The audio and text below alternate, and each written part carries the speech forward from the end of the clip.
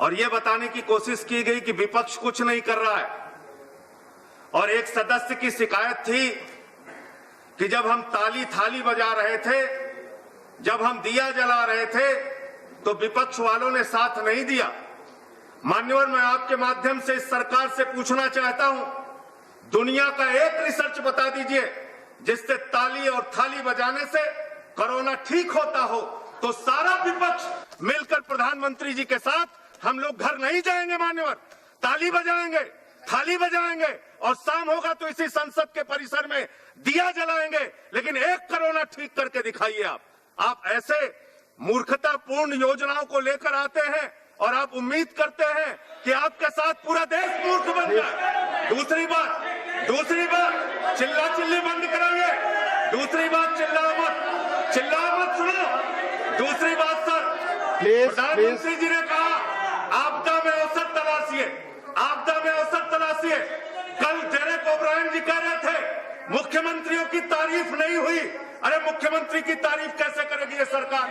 हमारे एक ढोंगी बाबा है, उसने ऑक्सीमीटर खरीद लिया। कृपया मूल विषय में बात करिए।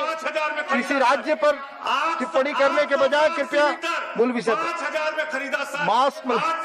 मास्क लगा लीजिए संजय जी, मास्क कृपया लगाइए। 800 का ऑक्सीमीटर 75 घोटाला हुआ। 800 का ऑक्सीमीटर 5,000 में खरीदा गया। 1,600 का थर्मोमीटर 13,000 में खरीदा गया। 800% कमीशन खा रहे हैं ये लोग, आपदा में अवसर तलाश रहे हैं। कृपया इस आरोप प्रत्यारोप के बदले विषय पर बात करें संजय जी। ये बहुत बड़ी चुनौती है पूरी मानवता के लिए। कृपया विषय पर बात करें। ये शमशान में अन्य राज्य सरकारों पर आप टिक्का टिप्पणी नहीं कर सकते। कृपया भ्रष्टाचार कर रहे हैं सर, भ्रष्टाचार कर रहे हैं। शमशान में कृपया कल इसी सदन में आरोप लगाया गया, कोई नहीं बोला। दिल्ली की सरकार इस संकट पर बात करिए, गंभीर समस्या है, बजाय आरोप प्रत्यारोप के। संजय जी नहीं दे रहे सर, आप बोले, मौका नहीं दे रहे। आप बोल ही रहे, प्लीज। आप एक मौका नहीं दे रहे, वो चिल्ला रहे हैं। मेरा सबसे आग्रह है, कृपया आपका समय जा रहा है। कृपया संजय जी आप कंटिन्यू करें। उनको नहीं रोका, हमें रोक रहे हैं सर। हम सबको मना कर रहे हैं, हम सबको मना कर रहे हैं कि लगातार आप कृपया बोले। सर आज बताइए, इस आपदा के दौरान जब पूरा देश कोरोना की महामारी से लड़ रहा है, आप बीपीसीएल बेच रहे हैं, आप रेल बेच रहे हैं, आप सेल बेच रहे हैं, आप मुनाफे की कंपनियों को बेचने में लगे हुए हैं। हिंदुस्तान के मजदूरों को आपने भुखमरी की कगार पे पहुंचा दिया। रेल में सर 80 लोगों की जान गई सर, 40 ट्रेनें रास्ता भटक गई।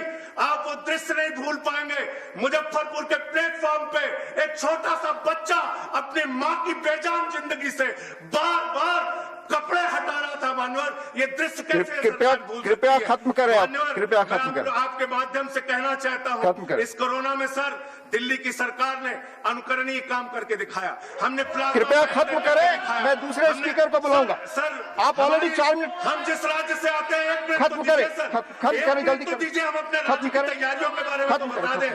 प्लाज्मा बैंक बनवाया सर, देश का दुनिया का सबसे बड़ा कोविड हॉस्पिटल अरविंद केजरीवाल जी ने दिल्ली के अंदर बनवाया। धन्यवाद दिल्ली के मॉडल की चर्चा धन्यवाद दुनिया में हो रही है। धन्यवाद और ये लोग धन्यवाद संजय जी, आप कोई भ्रष्टाचार धन्यवाद है, कोरोना में लूट धन्यवाद है। इनका माननीय वी विजय साई रेड्डी, माननीय वी विजय साई रेड्डी।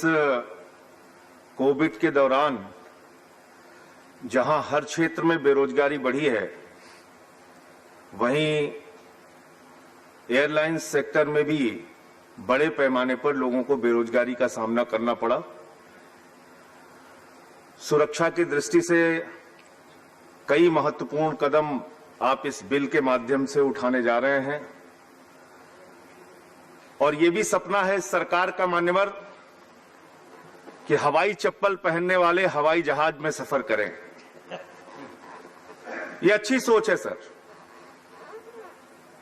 भारत का आम आदमी हवाई जहाज से सफर करके एक जगह से दूसरी जगह जाए, ये एक सुनहरा सपना है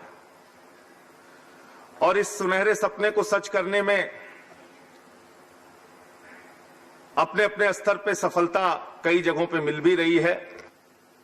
पिछले दिनों जब इसी दिल्ली में बहुत सारे मजदूर अपने घर जाना चाहते थे, हम लोगों ने बस का किराया देखा, हवाई जहाज का किराया देखा, दोनों किरायों में ज्यादा अंतर नहीं था और 180 मजदूरों को 16 लाख रुपए एकत्रित करके उनको अपने साथ लेकर हवाई जहाज से बिहार गया। मान्यवर, अपने जो सांसद कोटे का जो साल भर का 34 टिकट मिलता है, उस कोटे से भी 34 लोगों को मान्यवर बिहार लेकर गया।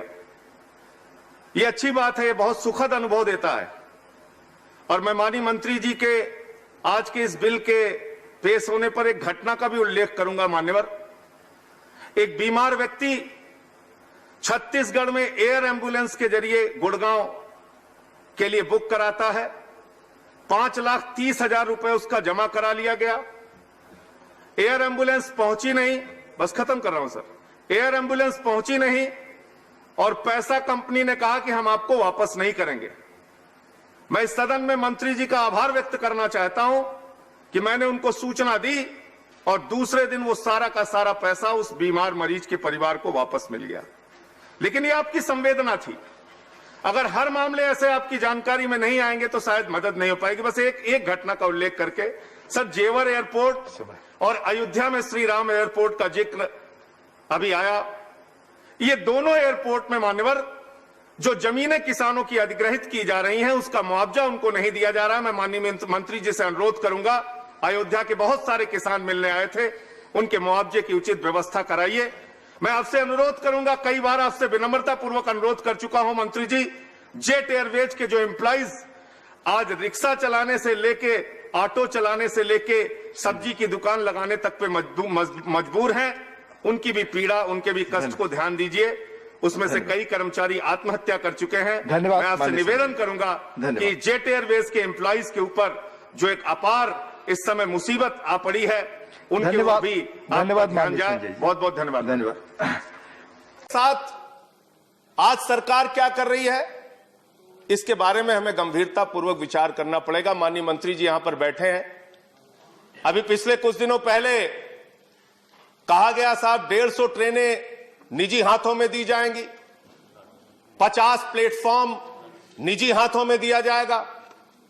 मुझे याद है मान्यवर, एनडीए के संयोजक रह चुके हैं जाट साहब, आज इस दुनिया में नहीं है, उनको श्रद्धांजलि देना चाहूंगा इस अवसर पर। 74 में उन्होंने बहुत बड़ी हड़ताल की थी और जो 1974 की हड़ताल थी मान्यवर रेलवे की, उस हड़ताल में मांग थी कि 5 लाख कर्मचारियों को पक्का करो और तब रेलवे के नियमित कर्मचारियों की संख्या थी 15 लाख, ट्रेनों की संख्या थी 11,000, आज ट्रेन हो गई 22,000, कर्मचारियों की संख्या घटके हो गई 13 लाख। 74 से आज कर्मचारी हम नहीं बढ़ा पाए, रोजगार हम नहीं बढ़ा पाए, तकनीक हम बढ़ाने का दावा करते हैं, लेकिन उस तकनीक से लोगों को रोजगार की वृद्धि कितनी हुई है हम नहीं बता पाए। निश्चित रूप से दुर्घटनाओं का जिक्र भी हुआ, उसमें कुछ कमी आई है, अच्छी बात है, लेकिन ये सब कुछ निजी हाथों में करने पर आमादा क्यों रहते हैं आप? सब कुछ बेचने के लिए तैयार क्यों रहती है सरकार? कभी कहते हैं एयरपोर्ट बेच देंगे, कभी कहते हैं सेल बेच देंगे, कभी कहते हैं कोल बेच देंगे। अभी मान्यवर यस बैंक का घोटाला हुआ, लाखों लोगों के पैसे डूब गए और उस समय सरकार का तर्क आया, क्या करे साहब, ये तो निजी बैंक है, तो जो सरकारी रहता है उसको आप निजी कर देते हैं और जब निजी हो जाता है तो कह देते हैं ये तो निजी बैंक है, हम क्या करें? ये किस प्रकार की दोहरी व्यवस्था है? ये किस प्रकार से हमारी सरकार की सोच है? सारी कंपनियों को, सारी चीजों को बेचने की जो हमारी परंपरा है, उसको उस पे सरकार को रोक लगानी चाहिए। 2-3 पॉइंट मान्यवर और कह के अपनी बात को खत्म करूंगा। आउटसोर्सिंग एक शब्द है, हर चीज को आउटसोर्सिंग करना है। आउटसोर्सिंग कितना बड़ा घोटाला है और कितना बड़ा एक कर्मचारियों के साथ धोखा है, इसके बारे में भी सरकार को विचार करना चाहिए। ठेके पे आप सब कुछ दे देते हैं, सफाई से लेके सब कुछ आप ठेके पे दे देते हैं और जो कर्मचारी काम करते हैं उन कर्मचारियों से ज्यादा तनख्वाह पे दस्तखत करा के कम तनख्वाह दी जाती है। मांग हुई तो आपने बैंक के खाते खुलवा दिए, जो ठेकेदार है उसने एटीएम लोगों के लेके रख लिए, वो पैसा खुद निकाल लेता है तनख्वाह आने के बाद। तो मेरा ये कहना है, ये एक आउटसोर्सिंग का जो नाम देके सारी चीजों को आप बाहरी व्यवस्था को निजी हाथों में देने का काम करते हैं, वो कर्मचारियों के साथ, ठेका मजदूरों के साथ एक बहुत बड़ा शोषण है। इसके साथ साथ मान्यवर, आप नई ट्रेनें, बस सबको आपने थोड़ा समय दिया, मुझे भी कृपा कीजिए सर। आपने तेजस ट्रेन चलाई, तेजस ट्रेन में और शताब्दी ट्रेन में 5 मिनट का अंतर है और किराए में 1.5 गुना का अंतर है। तो आप करना क्या चाह रहे हैं? जब ट्रेनें आपके पास उपलब्ध हैं, सुपरफास्ट ट्रेन उपलब्ध है आपके पास, ऐसे में नई ट्रेनें, निजी ट्रेनें लाके किराया ज्यादा लेके आप एक नए प्रकार का आप शोषण करते हैं। मैं मान्यवर आपके माध्यम से सिर्फ इतना कहना चाहूंगा कि रेलवे इस देश की जीवन रेखा है और रेलवे की आज जो दुर्दशा है, उसके सबसे बड़ी कहानी अगर आपको जाननी है तो झांसी के अंदर पिछले साल हादसा हुआ था। ट्रेन में सफर करने वाले यात्रियों की जान चली गई।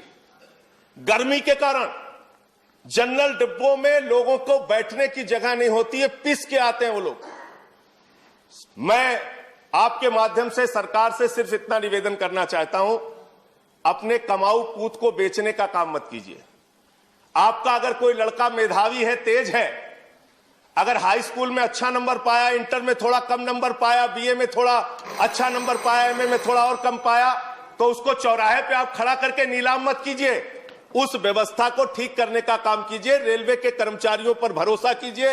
रेलवे को आगे बढ़ाने के लिए रेलवे कर्मचारियों को साथ में लेके जो सेवा अब तक वो करते आए हैं इस देश की, वो करने का काम कीजिए। रेलवे को हर चीज को निजी हाथों में बेचने की जो आपकी सोच है, उस सोच पर रोक लगाइए। मैं सिर्फ यही कहना चाहता हूं कि अगर आपको ठंड लगी है तो घर का किवाड़ा निकाल के उसको आग में जला के तापने का काम मत कीजिए। ये इसी प्रकार की व्यवस्था और इसी प्रकार की कार्रवाई आपकी है जो सारे सरकारी विभागों को आप निजी करते जा रहे हैं। बहुत बहुत धन्यवाद।